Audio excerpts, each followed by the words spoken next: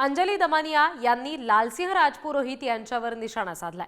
लालसिंह राजपुरोहित यांची 20 ते 22 जणांची टोळी आहे असं दमानिया यांनी पत्रकार परिषदेदरम्यान म्हटलंय। जमीन बळकावणं, घर हडपणं याचे 20 ते 22 गुन्हे दाखल असल्याचं सुद्धा दमानिया यांनी म्हटलंय। लालसिंह राजपुरोहित शिंदेच्या शिवसेनेचे माजी विभाग प्रमुख आहेत। राजपुरोहित यांचं शिंदेच्या शिवसेनेतून निलंबन झाल्याची माहिती आहे। लालसिंह राजपुरोहित यांच्यावर जागा बळकावल्याप्रकरणी गुन्हा दाखल आहे आणि गुन्हा दाखल झाल्यानंतर काल गुजरातमधून अटक सुद्धा करण्यात आलेली आहे अशी माहिती समजते।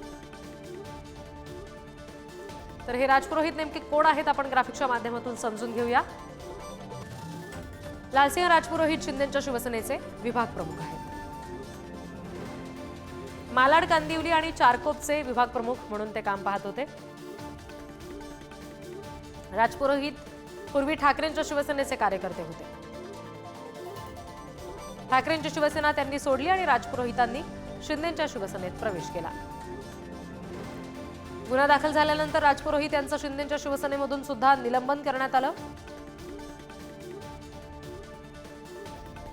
आणि या सगळ्या संदर्भात आता अंजली दमानिया यांनी सुद्धा काही गंभीर आरोप केलेले आहेत।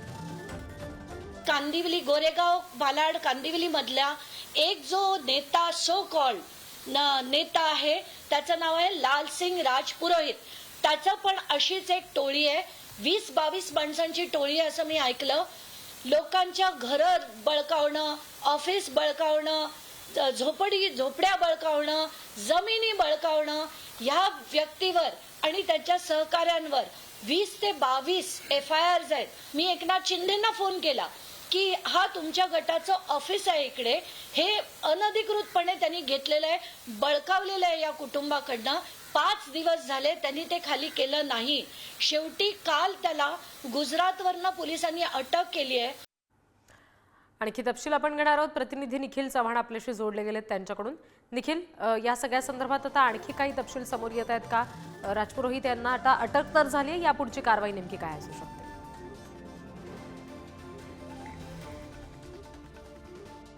अंजली दमानिया यांनी ज्याप्रमाणे आरोप केलेले आहेत आणि जे पुरावे दिलेले आहेत त्या पुराव्याच्या आधारे या ठिकाणी पुरोहित यांनी जे संपूर्णपणे बळकावण्याचा प्रकार केलेला आहे, या प्रकारामध्ये 20 ते 22 जणांची टोळी असल्याचं देखील अंजली दमानिया यांनी जो आरोप आहे तो केलेला आहे। या संपूर्ण प्रकरणाला पाहता पोलिसांनी त्यांना अटक देखील केलेली आहे। त्यानंतर मात्र यांना आता पक्षातून देखील काढण्याच्या ज्या हालचाली आहेत त्या सुरू झालेल्या आहेत।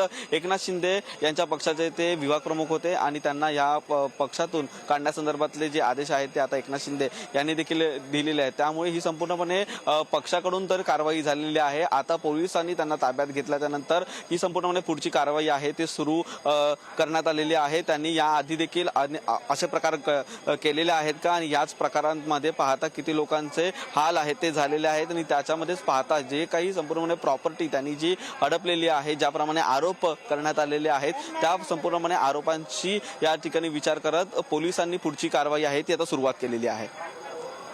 निखिल दिलेल्या तपशिलांसाठी